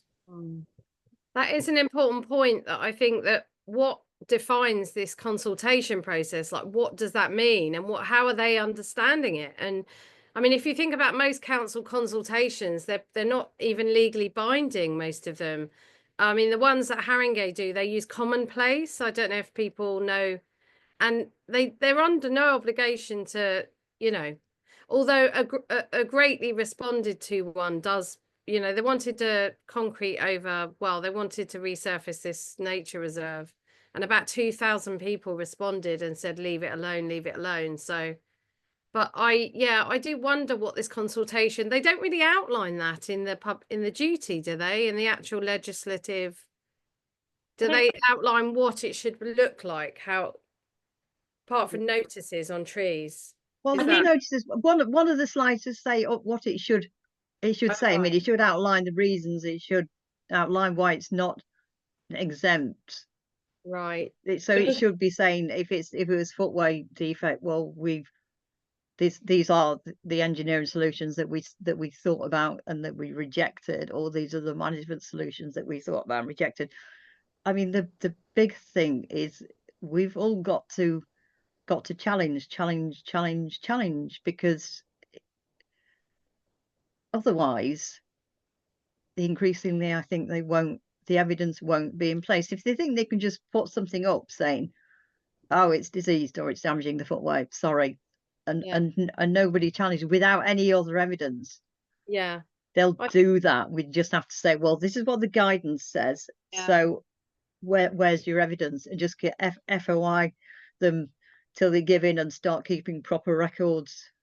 yeah. That is with us to do, Ali. Yeah, so do we generally feel then that if they're doing a duty to consult and they're not trying to say that it's dead or dying or whatever, then the decision's made, and the only way really to save the tree is to sort of challenge whatever nonsense or greenwashing they've like it does the duty to consult ever genuinely work in terms of saving a tree? If it isn't just about to fall over. Well, we don't know yet. Have we had a case study yet where it's been successfully challenged? I mean, we don't know. That's the thing, because they have, as I said, they can at the end of it still decide they're going to fell the tree. So it's another thing that really only public pressure makes it real. But the reason I'm talking about exemptions is actually, with the best will of the world, I think, I'm not trying to be that rude to people in the council, but I think if they can shoehorn something into an exemption, that they're going to try to do it, and the only way to get to unpick that will be, if it's at all borderline, to just keep challenging. What are your qualifications? What are your evidence? What did you look at? So if it's exempt, how do you find out they're going to do the work? Because they won't say we're doing a consultation. How do they just you get a Well, they I'm- normally put a sign on the tree saying this tree will be felled on this date. Yeah. okay? Don't have to do that. I think they have to warn the public because they have to clear the area if they, especially with the trees around our area, they're 100-year-old planes. How much notice that you have to get? In a conservation area, I think they have to give 6 weeks notice, but I'm not sure about that. I need to check. But the point I was going to make was I think that but yeah, it seems like there's a lot of notice they have to give for this consultation if they're not exempt. And I think we need evidence where this is. The thing is, like a lot of local policy, a lot of it's just not enforced. And I wonder whether they're literally trying to wriggle out and squirrel away from doing this properly, I think. And I think it is up to us locally to challenge and see, how is this a consultation? Like in Bristol, how is that genuinely a consultation with those trees? If they're saying, well, we're going to do this, but we are going to consult by putting a few notices on trees. Well, is that really a proper consultation? I mean, and how many people know about it, and how are you communicating it? And, I mean, yeah, I just can't see in my local department, especially considering the number of insurance claims. If they had to consult on every tree, they fell about at least 10 or 20 trees a year. They felled about 100, and I think it's more than this, but they admit they felled about 140 in about 5 or 6 years. I think it's more than that. They've got 200 to 400 live claims. They're incrementally getting rid of the big canopy trees. The reason that it kind of works in their favour is bigger trees are more money to manage. So I think it works in their favour that they've got really tight budgets and they want to get rid of a lot of the old big canopy Victorian trees in our cities because they're a pain in the arse. They want to plant these little fruit varieties that don't cost them any bother. Residents will sponsor them. It's less money. It's all about money, I think, the bottom line. But I think it would be really good for us all to go back to our local councils and really try and challenge them a bit and ask them well, how are you going to do this? And do you have a case? Ask them, do you have a case where you've used the public duty to consult and you've responded to it and a tree has been saved? Ask them if they have an example. But then also ask them about trees that were exempt. Yeah. Because you're right, there's a grey area about if they're going to consult, this is what's supposed to do, putting a notice on the tree, etc., etc., etc. And if they're exempt, it's all a bit, I don't know, do we feel? Yeah. So there's nothing to stop people FOIing and saying, well, how many trees did you feel that were exempt? Yes. And what are the exemptions? Show us the data, show us the evidence, and then challenging that if it's not any good. And John wants to talk. Yeah, I was just going to say, really, what the how would we even know if a tree was made exempt and was going to be felled anyway? There's no kind of notification process for that. There doesn't seem to be. It's a grey area now. Actually, because I'm in Sheffield. I'm in the it's brilliant in Sheffield. It's like a hugely fortunate position. I'm going to share my screen if I can find the right one. Right, this one. See, this is what we have.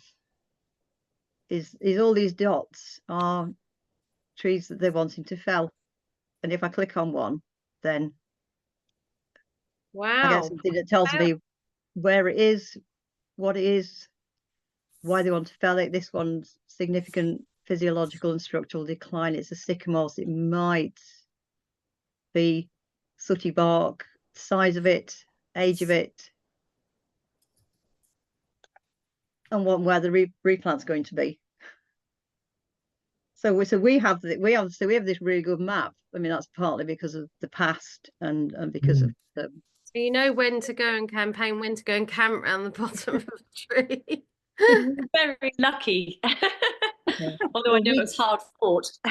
Yeah, well, we don't know well, if it weren't for the fact that I get a list of the trees that Amy wants to fell every week, but because we have this map, there's nothing to stop any member of the public looking Yeah. and saying there's a tree around the corner from me, and I'll look at that and it says it's diseased or dead or whatever, and actually just going around the corner looking. I mean, anybody in the city can look and see that there's a tree up for felling long before it gets a notice put on it. And I actually just look at it and say, oh, I don't agree with that. And then they can email the council. So, you know, if Sheffield can do a map, because it's only a data table that's based on a spreadsheet Yeah. that's got a map. I mean, you know, anybody who's any good at GIS could do this very, very quickly. There's no reason that other authorities can't. Yeah, they were. I don't think they'd want to though, because they'd with horror, we'd probably in Haringey we'd see thousands or hundreds, not thousands, but dozens. I'm really sorry. We're going to have to, just because time is upon us. Scott, thank you so much, Christine, for doing that. Really appreciate that. It's obviously an ongoing discussion. I think after the new year, we're not going to start immediately after New Year, because it will be, I think, well, I'll still be on holiday from my uni work. So I think we'll send out a date probably likely the second week of Jan, see how we go. But I'd really like people to, first of all, have a really good break despite the way the world is. And also think about some new sort of themes and subjects for the new year. I'd like to do one on mold in trees. But do think about, you know, some things we should be talking about, really, some other subjects or topics, basically, because we like to have sort of experts to come in and share, you know, knowledge and, you know, so we can all like build up our knowledge and also we want to get our toolkit out properly. So please feed into that. I know Ali's been doing an amazing job doing lots of different things. I think at some point as well, we do want to try and formalize the group a little bit more, because obviously we're all quite busy people, and Ali especially has been doing the lion's share of work, and Christine, and I've been a bit more busy recently, but we do want to sort of formalize the work a little bit more, so it's shared around a bit more, because obviously we're a coalition of groups, and I think it can get quite heavy so think about that it wouldn't be much work, you know, maybe a couple of hours a month, but we do want to try and sort of formalize it at some point. We'll have a think about that. But yeah, I think it's been a brilliant year and a half, 2 years, no, a year, I can't remember, but do come forward on the Canopy email with any topics you think we should cover, any people you think we should be speaking to. I want us to have some bigger ideas next year to really think about that lobbying side. So going a little bit more national, macro, rather than, because obviously we're all fighting locally, but like who might be some really good advocates for us, for our group, some people higher up the food chain, you know, John Varley types, you know, that we could bring into our kind of fold and try and nurture a bit and, you know, like lobby a bit. And yeah, so just have it, but thank you everyone for coming along, and yeah, we'll send out a date for the new year. And was that everything, Ali? Did you have anything else you want? No, absolutely. Yeah, I think as you say, have a think about what we want to achieve next year. We thought New Year's resolutions, so have a think about that, and we'll be in touch via email. The new tree season. Okay, well, thanks everyone. Take care and Thanks, Christine. Okay, bye, Christine. Thank you. Bye.